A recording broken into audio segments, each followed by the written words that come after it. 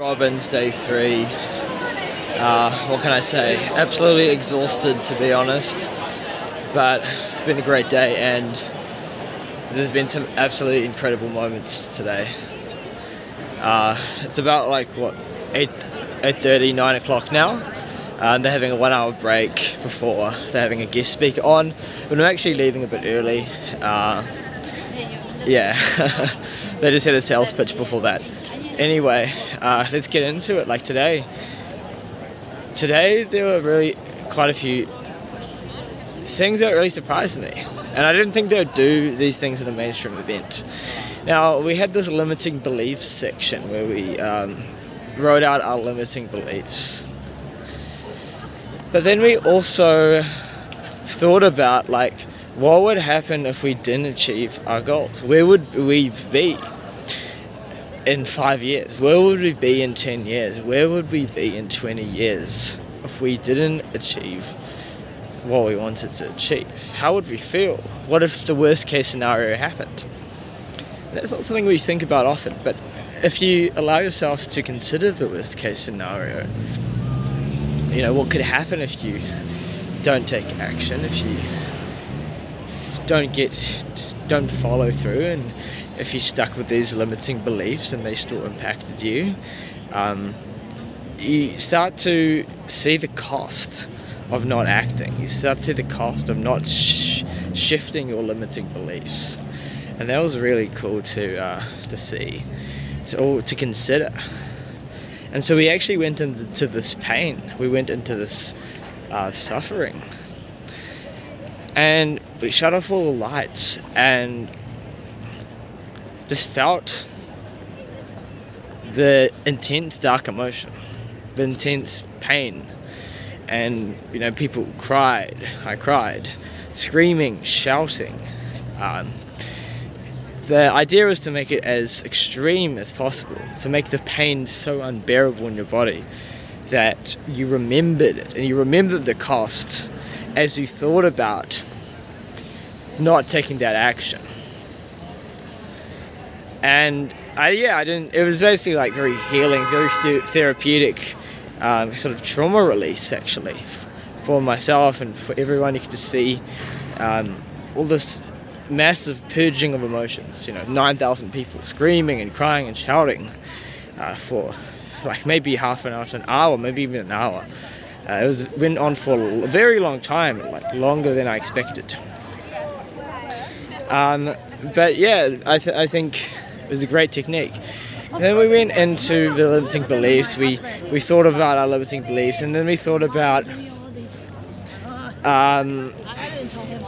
how the bullshit. And we did a few sort of emotional exercises related to them. And then we did some exercises where we came up with new beliefs and the new replacement belief, because we emptied out the old beliefs, but we need to put something in there to replace the empty space where there's currently no beliefs. Anyway, I think you have to be there to really be able to do it, or really understand it. But what I can say, or the takeaway here, is that it was a very emotional experience. I think the key that I learned is don't make it complicated, don't over-intellectualize, which is what I have done a lot in the past. Don't focus on that, and instead focus on the emotion of it.